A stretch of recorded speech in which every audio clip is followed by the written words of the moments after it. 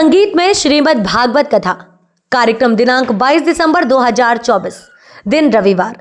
श्री गणेश पूजन कलश यात्रा श्रीमद् भागवत कथा प्रारंभ दिनांक 28 दिसंबर 2024 शनिवार। कथा समापन दिनांक 29 दिसंबर 2024 रविवार। हवन शांति एवं भंडारा।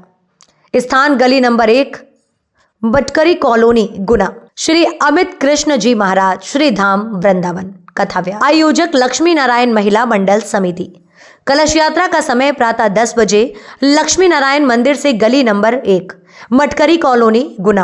कथा का समय दोपहर 1 बजे से शाम 5 बजे तक। गुना में केंद्रीय गृह मंत्री अमित शाह द्वारा संसद में संविधान निर्माता डॉक्टर भीमराव अंबेडकर के संबंध में की गई टिप्पणी के विरोध में कांग्रेस हमलावर हो गई है। शुक्रवार को गुना शहर के अंबेडकर चौराहे पर कांग्रेस नेताओं ने अमित शाह के खिलाफ जमकर नारेबाजी करते हुए उनके इस्तीफे की मांग की है। बाबा साहब अंबेडकर पर गृह मंत्री की टिप्पणी के विरोध में कांग्रेस नेताओं ने उनके खिलाफ जमकर नारेबाजी की। इस मौके पर कांग्रेस जिला अध्यक्ष मेहरबान सिंह धाकड़ ने कहा, अमित शाह अगर इस्तीफा नहीं देते हैं तो कांग्रेस का एक एक कार्यकर्ता देश भर में सड़कों पर उतरेगा और संविधान व बाबा साहब के संविधान की रक्षा के लिए ईंट से ईंट बजा देगा। धाकड़ ने कहा कि अमित शाह ने बाबा साहब पर टिप्पणी कर न केवल लोकतंत्र और संविधान का अपमान किया है बल्कि देश के दलित आदिवासी और संविधान में आस्था रखने वाले सभी देशवासियों को अपमानित किया है। इसके लिए अमित शाह को तुरंत माफी मांगना चाहिए और अपने पद से तत्काल इस्तीफा दे देना चाहिए। कांग्रेस नेताओं ने कहा कि अमित शाह का बयान इसलिए आश्चर्यजनक नहीं है क्योंकि उनका चरित्र ही ऐसा है। इसी के अनुरूप उन्होंने संसद में अपनी मंशा जाहिर की। राहुल पर मुकदमे को बताया षड्यंत्र।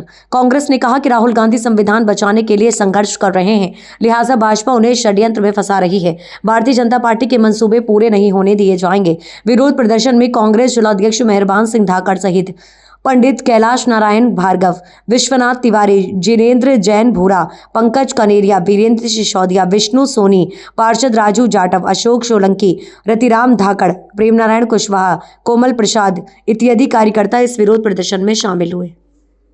हमारे सभी कांग्रेस के कार्यकर्ताओं और नेताओं ने उपस्थित होकर आदरणीय हमारे भीमराव अंबेडकर जी की मूर्ति पर सभी लोगों ने पुष्प अर्पित कर और सभी लोगों ने इस बात का यहाँ पर आकर विरोध किया क्योंकि संसद के अंदर हमारे देश के गृह मंत्री अमित शाह जी द्वारा जो बाबा साहब अंबेडकर के प्रति जो अपशब्दों का प्रयोग किया है, बाबा साहब को उन्हें कमज़ोर आकलन का प्रयास किया है, उसको कांग्रेस का एक एक कार्यकर्ता कभी बर्दाश्त नहीं करेगा।